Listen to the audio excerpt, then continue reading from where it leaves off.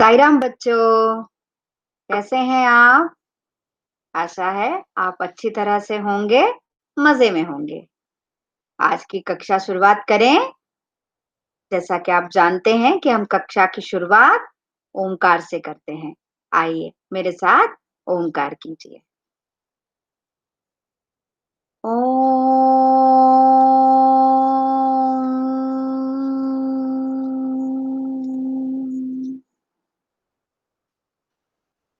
ओम।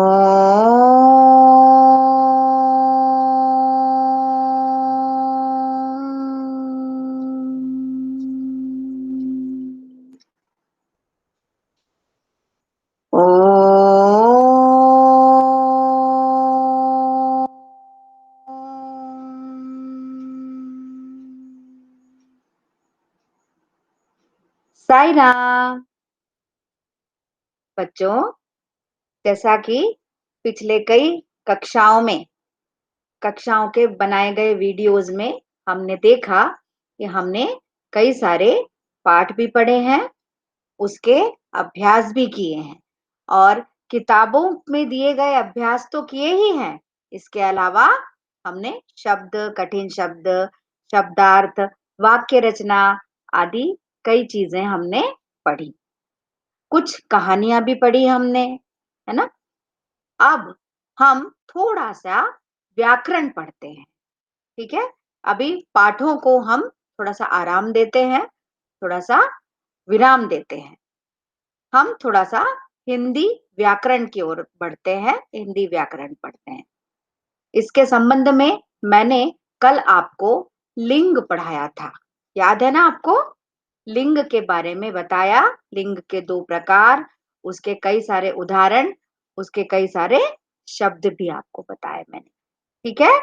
तो आज इसी से संबंधित हम व्याकरण का दूसरा प्रकार आज हम पढ़ने जा रहे हैं।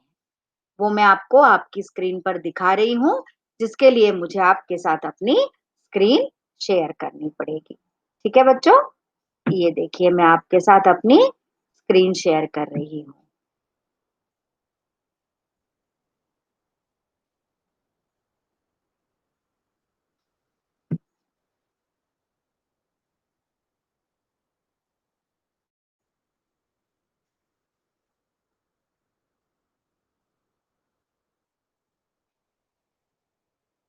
ये देखिए, व्याकरण का ये एक और प्रकार है जिसे कहते हैं वचन।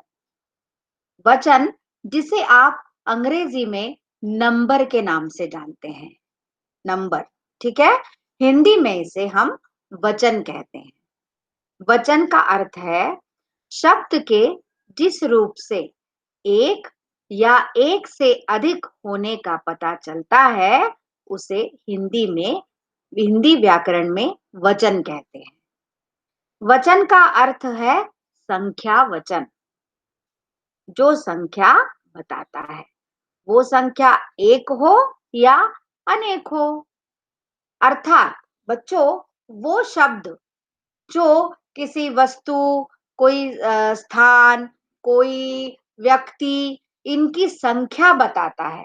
वो संख्या एक भी हो सकती है और अनेक या बहु भी हो सकती है। अब आइए हम थोड़े से उदाहरण देखते हैं। उदाहरण के लिए पहला उदाहरण है, टोकरी में सब्जियां रखी हैं। दूसरा है, तालाब में मछलियां तैर रही हैं। माली पौधे सींच रहा है।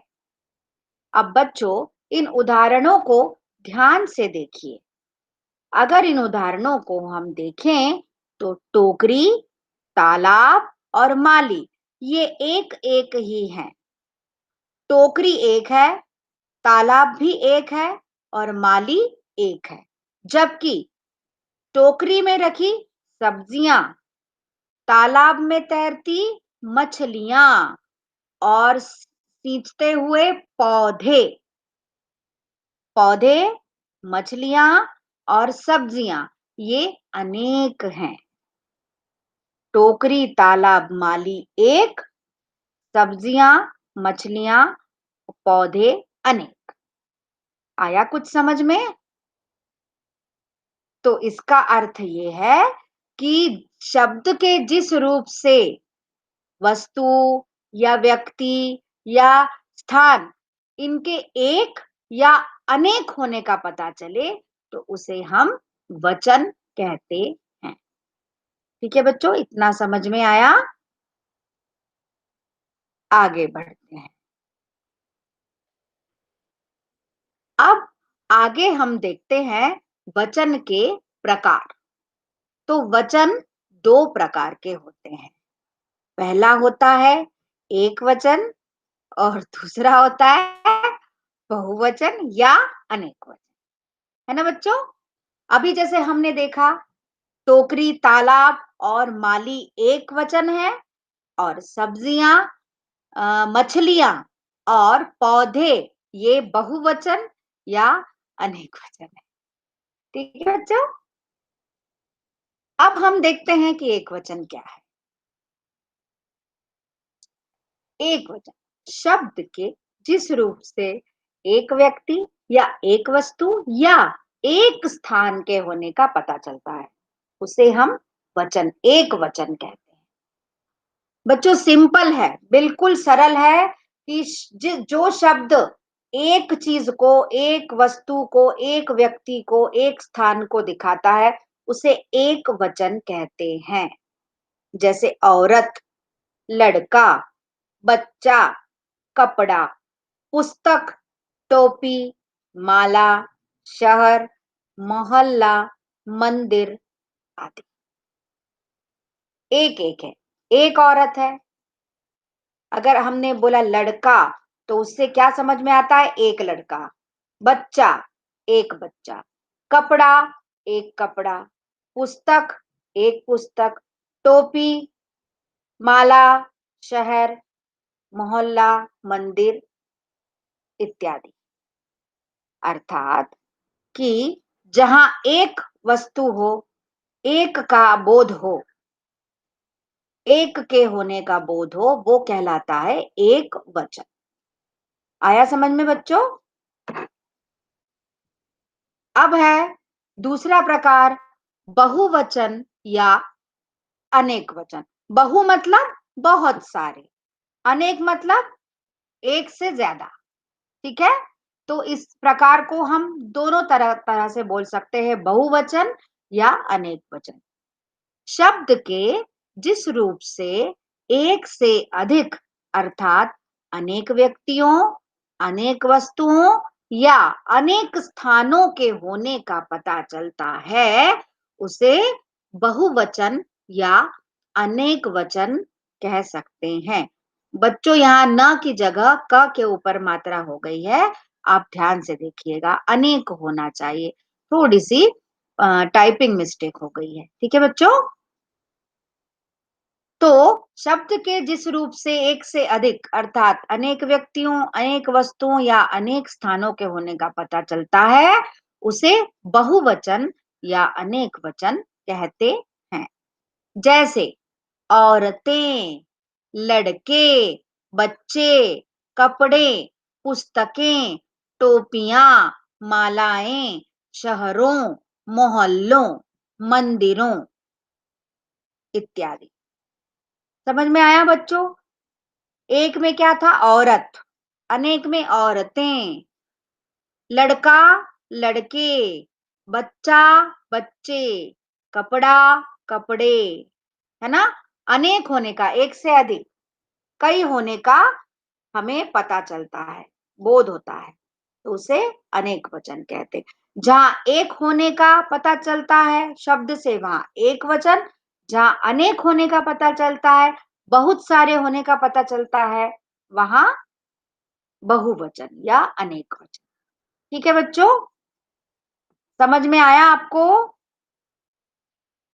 अब आता है एक वचन से बहुवचन या अनेक वचन में परिवर्तन करना, या इसे उल्टा भी कह सकते हैं कि अनेक वचन या बहुवचन से एक वचन में परिवर्तित करना। तो बच्चों इसमें थोड़ा सा अलग अलग चीजें हैं, वो थोड़ा आपको समझना पड़ेगा। क्योंकि हर एक एक वचन का बहुवचन एक जैसा नहीं होता है। ठीक है बच्चों?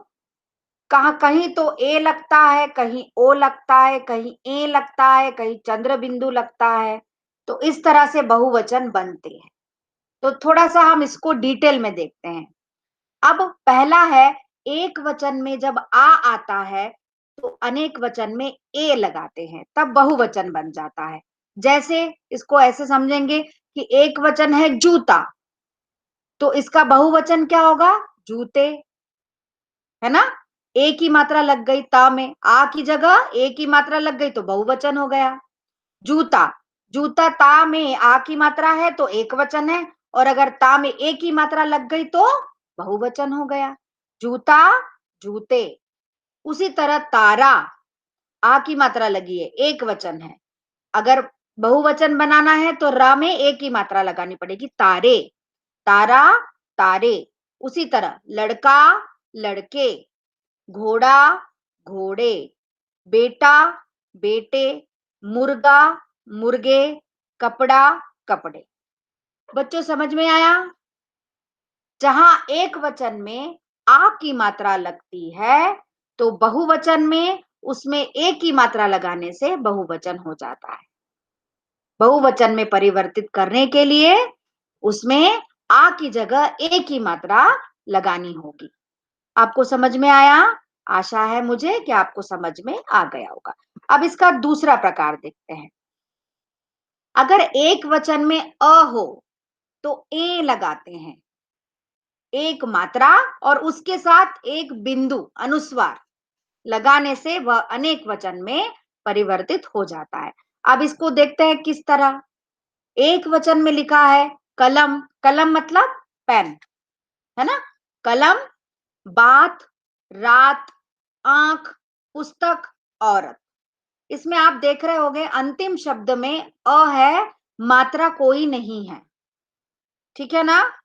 अब इसको अगर हमें बहुवचन में परिवर्तित करना है तो हम क्या करेंगे?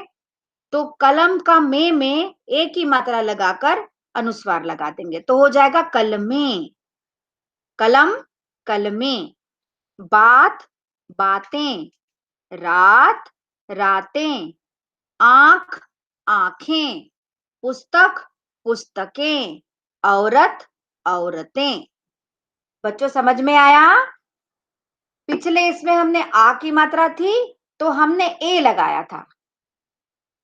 अब इसमें ए के साथ हमें अनुस्वार भी लगाना है।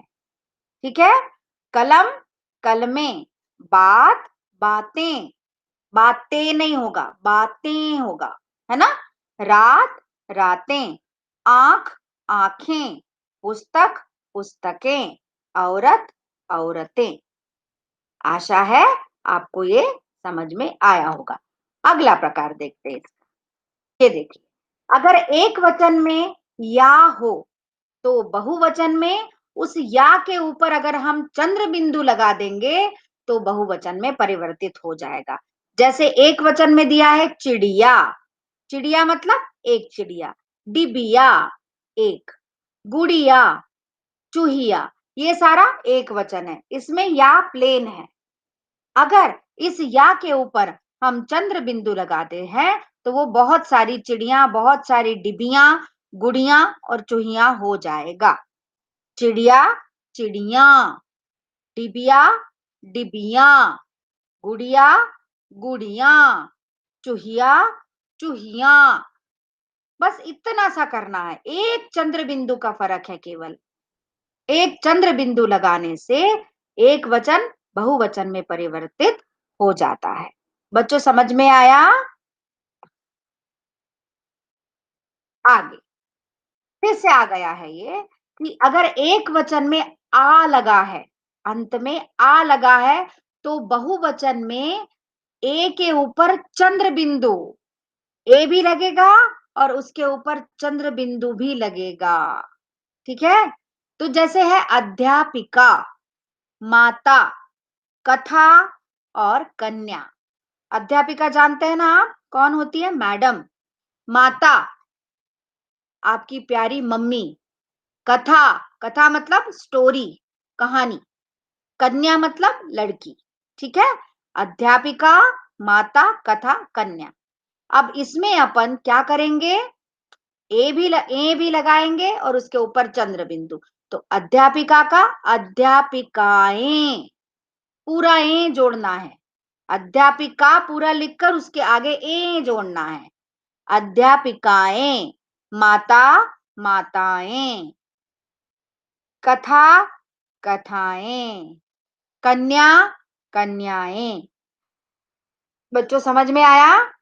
पूरे शब्द के आगे अगर हम ए जोड़ देते हैं, ए के साथ चंद्र बिंदु ए, तो वो बहुवचन में परिवर्तित हो जाता है। ठीक है बच्चों, समझ में आया? आगे, अब एक वचन में छोटा ऊ या बड़ा ऊ हो तो उसको बहुवचन में परिवर्तित करने के लिए ए लगाते हैं। फिर से पिछले वाले में भी हमने ए लगाया था, इसमें भी हम ए लगाएंगे जैसे। और इसमें एक और बहुत बड़ा अहम नियम है कि हमेशा बड़ा ऊ छोटे ऊ में बदल जाता है।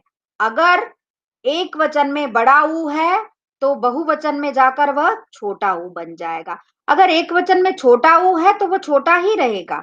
जैसे पहला उदाहरण है वस्तु, वस्तु में छोटा ऊ लगता है और इसको हमने बहुवचन में बदला वस्तुएं।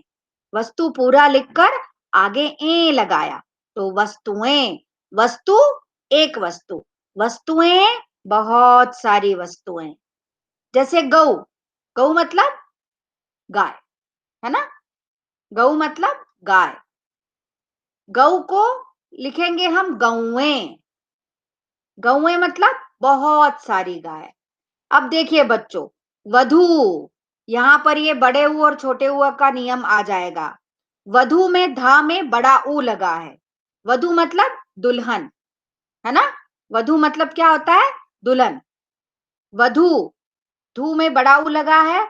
जब हम इसको बहुवचन में बदलेंगे तो धू का बड़ा ऊ छोटे ऊ में बदल जाएगा, वधुएं। और लास्ट में ए लग जाएगा, वधुएं। वधू, वधुएं। अब है गऊ, गऊ मतलब बिल्कुल शांत गरीब गाय, गरीब गाय, शांत बिल्कुल सीधी सादी गऊ, उसे हम गऊ बोलते हैं। गऊ मतलब गाय भी होता है, गऊ। अब गऊ का ऊ बड़ा है। अब इसे हमें बहुवचन में बदलना है तो हो जाएगा गौएं। यहाँ पर बच्चों ऊ छोटा होना चाहिए था, गलती से मेरे से बड़ा ऊ लग गया। गऊ, गौएं। ठीक है बच्चों, तो ये था एक और प्रकार। तो ये आज हमने वचन पढ़े, वचन और वचन के हमने नियम भी पढ़े। ठीक है, वचन, एक वचन और बहुवचन। ठीक है, एक वचन में एक वस्तु, अनेक वचन में अनेक वस्तुएं। ठीक है, फिर वचन के जो कैसे हम परिवर्तित करते हैं, तो पहला आ का आ का परिवर्तन ए में हो जाएगा तो बहुवचन बन जाएगा। फिर हो तो ए लग जाएगा, तो ए जब लगेगा तो बहुवचन बन जाएगा। फिर आ हो, या हो, तो या पर चंद्र बिंदु लग जाएगा तो बहुवचन में परिवर्तित हो जाएगा। फिर आ की जगह ए लग जाएगा, आ के बाद में ए लग जाएगा तो बहुवचन में परिवर्तित हो जाएगा। और फिर अंत में ऊ, छोटा ऊ या बड़े ऊ की जगह के बाद ए लग जाएगा तो वह बहुवचन में बदल जाएगा। तो बच्चों, ये हमने आज पढ़ा वचन, व्याकरण का एक प्रकार वचन, जिसे इंग्लिश में आप नंबर कहते हैं। ठीक है बच्चों, आशा है आपको ये अच्छी तरह से समझ में आ गया होगा। इसको आप अच्छी तरह पढ़िएगा। ठीक है बच्चों, समझने का प्रयास कीजिएगा।